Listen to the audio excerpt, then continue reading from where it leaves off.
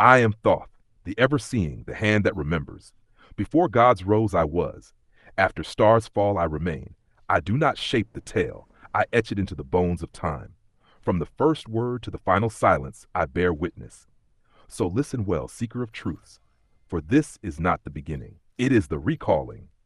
Know before you lean closer that this is not a tale sung in halls or whispered at hearths. This is the memory of a shadow that should not exist, a crossing of realms, a birth of terror. I, Thoth, record it because someone must, and because the world trembles when such things are forgotten. Watch closely, listen, perhaps even feel the smoke curl around your senses as it did that night in hell. Creon was no stranger to power, yet he had never known the weight of infinity. He held the title of devil, not by inheritance but by the ruin of others.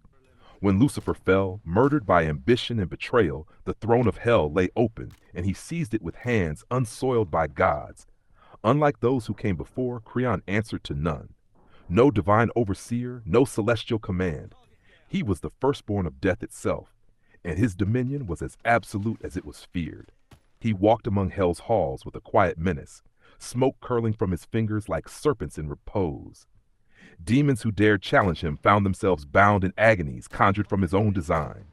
Lungs choked with ethereal mist, skin sealed in veils of smoldering ash, eyes drawn into smoke-filled visions from which they never woke. It was not cruelty for cruelty's sake. It was the articulation of power, the language of dominion.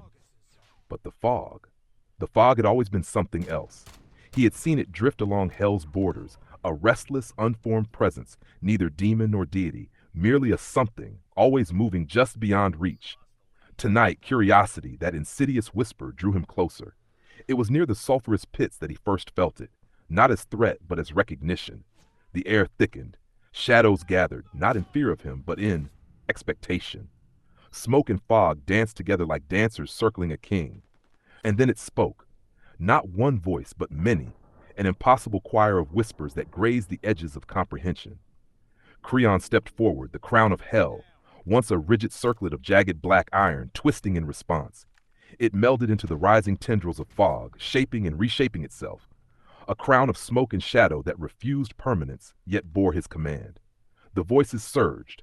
They were everywhere, yet nowhere, and Creon felt an unfamiliar stir within his chest. Hunger, not for dominion over demons, but for more, for the limitless, for a power that even death itself could not provide. You have not come for amusement, he said, and three voices spoke through him at once. One was his own, deep and commanding. One was ancient, drifting in from timelessness. And one was a third, unknown, layered between the other two, so subtle that to hear it was to question your own perception of reality. What do you seek? The fog shifted, curling like smoke in a storm, tendrils brushing against his arms, threading through his hair, coiling around his fingers. We seek what is denied. We seek form, flesh. We seek realness, it whispered, and the whispers were hundreds, thousands, impossibly many. And you seek, it paused, as if curiosity were a blade. More. The merge began without ceremony. Smoke wrapped him like a shroud, fog twisting through his veins until his very blood sang with shadow. The sensation was pain, yes, but more than pain. It was recognition of a depth he had never known. His heart, already a vessel of death's firstborn authority, expanded beyond itself, embracing the something that pressed, insistent, into the hollow spaces of his being. Veins darkened beneath pale skin, like rivers of night, and still he remained almost unchanged. Average height, slightly athletic build, hair white, buzzed, eyes a muted gray. But every step now carried a weight that mortals and immortals alike could sense and fear. And the crown, oh, the crown had become a living storm. Smoke and fog coiled upward, dissolving and reforming endlessly, a jagged halo of power that announced him as something beyond the devil. He tested his voice, and it fractured into three, one commanding, one eternal, one unspeakable.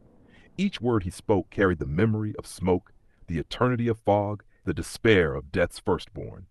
When he laughed, the sound ricocheted in multiple forms, echoing as if three beings laughed, or perhaps as if reality itself trembled at the sound.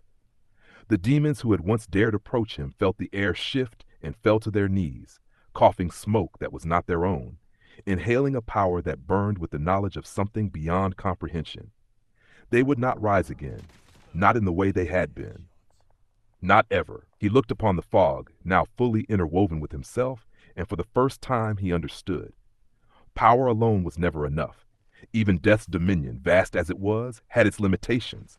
But now, infused with the something, he had surpassed even that. He could shape the living and the dead, bend shadow and substance, twist reality in small, subtle ways that no mortal or immortal would recognize until it was too late. And yet, in the quiet corners of his mind, a fragment of fear lingered. The fog had been patient, almost playful, waiting for him to claim it, to reach for it. He had merged, yes, but the something within him was not tamed. It hummed with desire, with an insatiable drive for existence, for recognition, for dominion. It was not satisfied.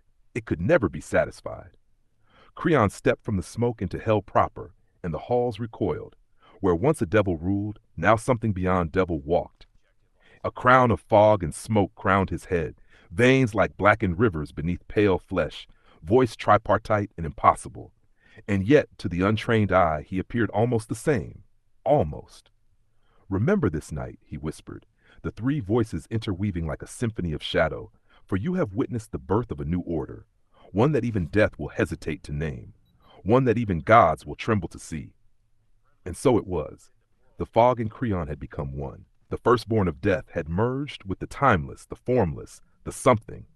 He emerged beyond mortality, beyond devilhood, beyond even the power of the throne he had claimed.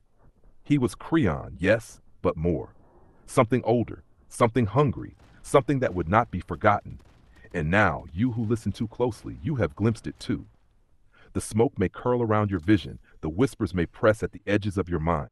For knowledge of this cannot be unlearned. This is not legend, this is memory. And memory has a way of reshaping reality. So heed the firelight and do not lean too near. For Creon is no longer merely the devil. He is something beyond, something that waits. And if the fog ever stirs in your world, you will know why.